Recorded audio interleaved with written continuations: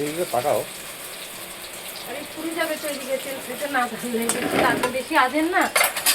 ধরো ধরো দিয়ে দাও। এই দেখো সম্বাদ দিয়ে দিলাম, এগুলো বেশিক্ষণ রাখা যাচ্ছে না বন্ধুরা।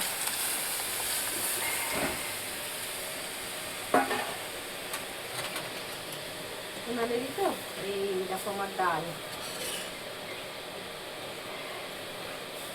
কালো জিরা আর রসুন শুকনো লঙ্কা দিয়ে ফোড়নটা দিলাম। তারপরে এই দেখো এদিকে ডিম ডিম হবে। আর আমার বর আগে ভাত, এই যে ডিম সিদ্ধ, আলু সিদ্ধ, ভাত, ডাল সিদ্ধ, চা সব আমার বর করে দিয়েছে আগে। এখন আমি এই ডালটা হয়ে গেলে তারপরে এই দুটো ঝোল করবো। চলো তাহলে রান্না করি। উনানে রান্না করছি দেখো আজকে।